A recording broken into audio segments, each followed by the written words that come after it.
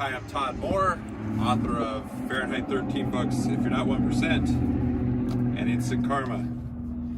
Today I'm going to be reading from a story I have in this book, Dark Yonder, which is not done by Fahrenheit 13, but that's okay.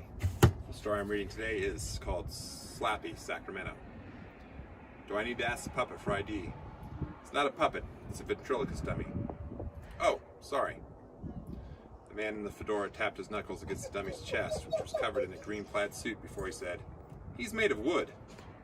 "I know, it was just a joke. The wood he was made from came from a 300-year-old tree. They used to hang people from it back when that was the way we dealt with undesirables." Jimmy wasn't sure how to respond to that. The man knocked on the dummy again. "He's old enough to drink." Jimmy smiled. "So what can I get for him?" "Nothing. He's a piece of fucking wood. You can, however, get me a Jack Daniels on the rocks." "You got it," Jimmy told him before he went to grab a bottle off the shelf. Carla returned to the bar after giving their only other customer a light beer. Unlike the man in his dummy, this guy chose a high table in the corner and buried his face in his phone. Carla got close to Jimmy and spoke low. "Can I talk to you in the back?" Jimmy nodded as he filled a clean tumbler with ice before pouring some amber liquid over the cubes. He sat in front of the man with the dummies and made his way to the back, where Carla was waiting for him. "You need to ask him to put that thing away," she told him. "What thing?" "The puppet." "You mean the ventriloquist dummy?" "Whatever. I just need it to be gone." "Why? It's not hurting anybody." "It's hurting me.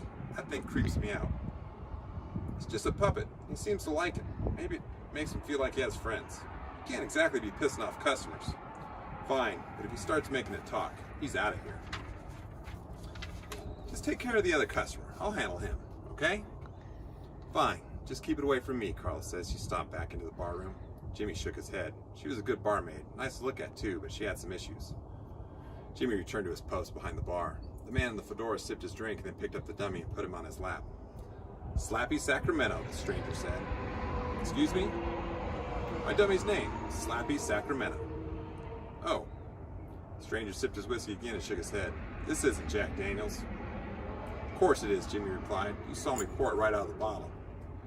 "The bottle says Jack Daniels, and I'm sure at one time there was some genuine Lynchburg, Tennessee whiskey in there, but I'm guessing that was 3 or 4 bottles ago at best."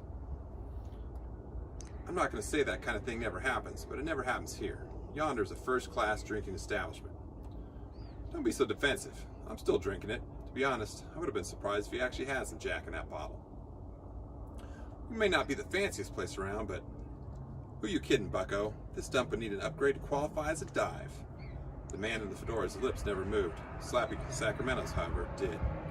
Jimmy almost addressed the dummy before he caught himself. Instead, he looked at the man. "You don't like it here, you don't have to stay." "Oh, I like it here fine. I've drunk enough whiskey to know the difference between Jack and Evan Williams, but at the end of the day, it's still whiskey." "Sure sounded like you were complaining before." "I'm fine with it." Slappy, however, feels a little bit more strongly about it. "The dummy? Who you calling dummy, bucko?" Jimmy almost talked to the dummy, but kept his focus on the man. "You trying to be funny?" The man sipped his whiskey, and Slappy said, "I asked you a question, bucko. Who you calling a dummy?"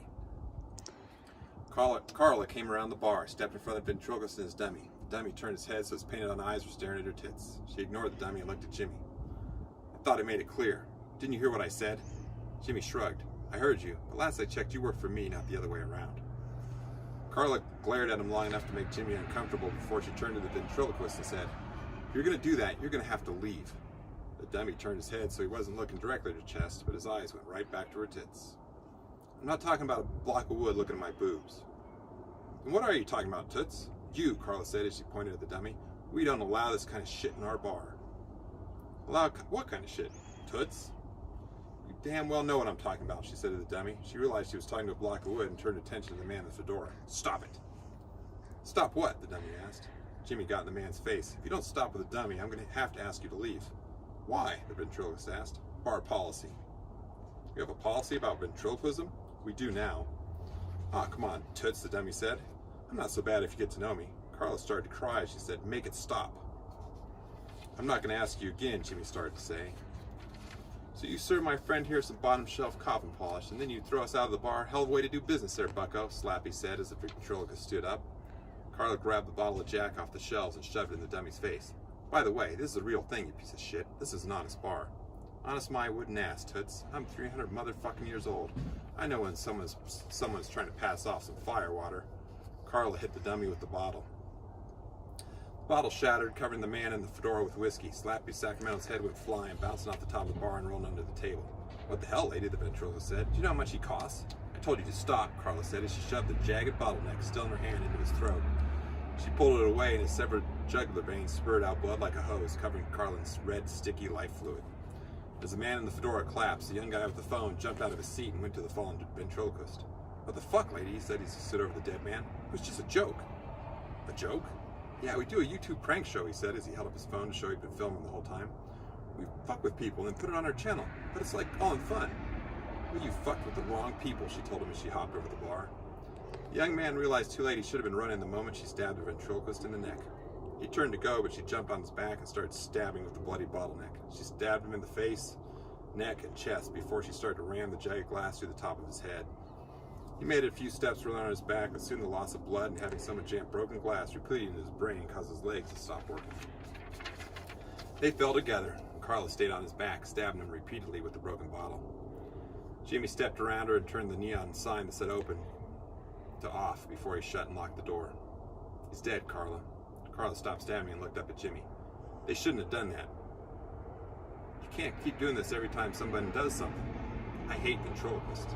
Yeah, I noticed, Jimmy said as he went to get the mop. When he came out of the back room with the mop bucket, Carla was stabbing the headless dummy in his wooden chest, making a mess of his plaid suit as he yelled, "Die, motherfucker." Carla was a great barmaid, but she had some issues.